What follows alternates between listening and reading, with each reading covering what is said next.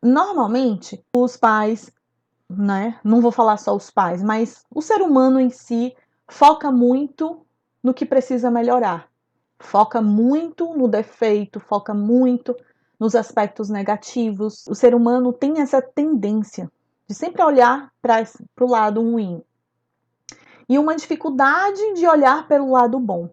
E isso a gente vê também nas crianças. Normalmente, quando eu atendo nos atendimentos na clínica, quando eu vou fazer a anamnese com os pais, e eu pergunto assim a respeito da criança, existe um foco enorme nos aspectos negativos desse filho, dessa criança. E os aspectos positivos sempre são colocados como se fosse o último, de último plano, sabe? Aquela coisa assim, é o último dos últimos adjetivos e características daquela criança. E eu percebo essa supervalorização que os pais dão aos aspectos e às falhas, o que precisa ser melhorado. Todo mundo tem falha, todo mundo precisa melhorar algum ponto, seja criança, seja um adulto, um idoso, qualquer pessoa. Todo mundo tem algo a melhorar. E eu percebo que na educação, muitos pais, não todos, eles supervalorizam aquilo que a criança ainda não conseguiu adquirir, né? E não reconhecem aquilo que a criança tem de potencial e que tem de positivo. E essa falta de reconhecimento atrapalha também na motivação. Ninguém se motiva se sentindo pior. Ninguém se motiva se achando uma pessoa péssima, achando que faz tudo errado, achando que não é um bom filho, achando que só erra, que só faz birra, que não sabe compartilhar, que é um menino egoísta. E aqueles vários rótulos que às vezes a gente escuta, né, com a ideia de que isso vai motivar o outro a melhorar. Porque muita gente pensa da seguinte forma, a lógica de muitas pessoas é assim: eu vou falar o que essa pessoa tem de ruim para que ela pense e melhore esse aspecto negativo. Só que não é bem assim que funciona a nossa mente. Quando as pessoas elas só apontam o nosso lado ruim e elas não reconhecem nada que a gente tem de bom, ou reconhecem, mas é muito raro, é muito mais evidente os aspectos negativos, é muito mais forte apontar esses aspectos negativos, isso tende a murchar qualquer ser humano. A gente não se motiva. Poxa, se aquele outro já tem essas características tão determinadas sobre mim, que me faz, o que me motiva a fazer diferente? Se isso já está tão enraizado, isso a pessoa já sabe já diz que eu sou assim, então pronto. Sabe aquela história de dizer, ai fulaninha é tão egoísta, não divide nada com a irmã. Rotula e resume a criança naquilo. Essa criança, se você quer que essa criança compartilhe, seja uma criança mais generosa, compartilhe, você tem que fazer o contrário. Você tem que reconhecer os pontos positivos, né? Você tem que reconhecer, se ele tem dificuldade de compartilhar, seja mais observadora, o observador, e veja em que situações, às vezes, bem isoladas, ele compartilhou de uma forma sutil e você nem foi ali reconhecer aquele comportamento, nem reconheceu aquele comportamento, nem pontuou aquele comportamento, nem disse para a criança que falou, olha filho, eu percebi que naquela hora você deu a pipoca para sua irmã, sabe?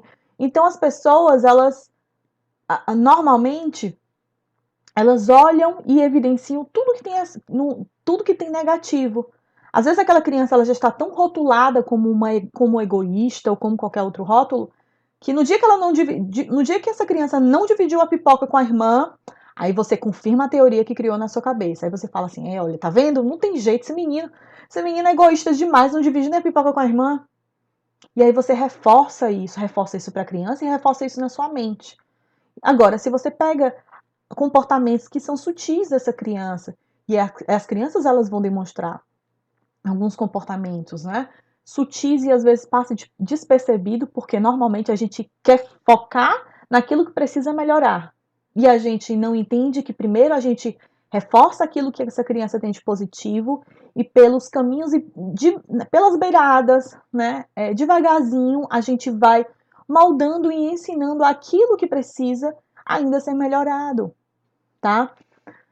Então, nunca rotule uma criança. Nunca.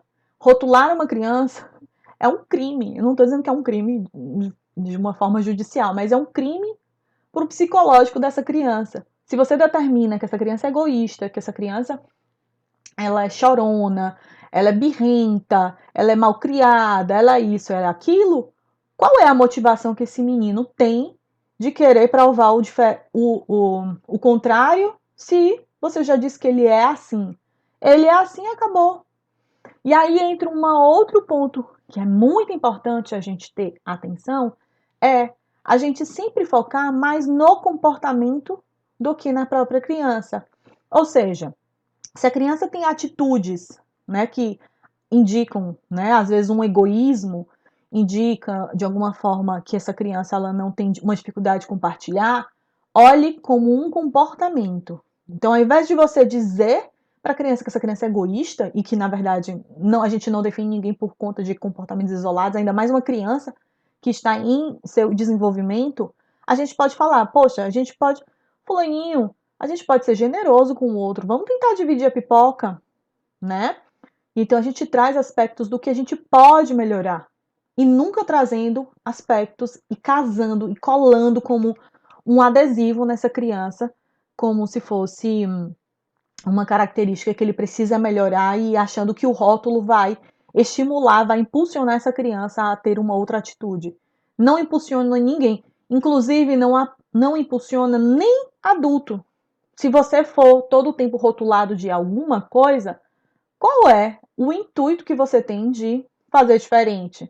A pessoa já tem um conceito fechado seu, tá? E é o ponto que você vai chegar e falar assim: ah, fulano já disse que eu sou assim, nada que eu faça o contrário vai mudar a opinião, porque ele já disse, já determinou, já bateu o martelo, eu sou desse jeito, ponto final.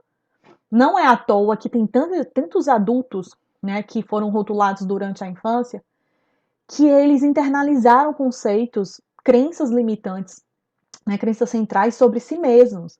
Então, outra coisa que eu vejo uma frequência, pessoas falando assim, eu sou desorganizado, eu sou uma pessoa extremamente desorganizada. E eu pergunto, por que você acha que você é desorganizado? Não, desde pequenininho, minha mãe e meu pai sempre disseram que eu sou desorganizado e hoje eu sou mesmo, deixo tudo bagunçado, minha esposa fala a mesma coisa. Óbvio, se ele internalizou essa característica dentro dele, né, eu sou desde pequenininho assim, eu escutei que eu sou assim, eu fui reforçado assim, minha esposa também rediz que eu sou assim, e pronto, eu vou ficar aqui, nesse modelo. E é somente um comportamento que pode ser mudado? Pode. Ele vai ter mais dificuldade? Sim, porque cada um tem uma personalidade, uma forma de ser. Algumas pessoas vão ter mais facilidade de serem mais organizadas, de ser mais organizada, outras pessoas vão ter mais facilidade de ser desorganizado pelo próprio temperamento, pela própria personalidade, porque nunca ninguém é igual a ninguém. Mas são comportamentos. Comportamentos a gente trabalha em cima. Se essa desorganização está sendo prejudicial, a gente foca em cima dessa desorganização.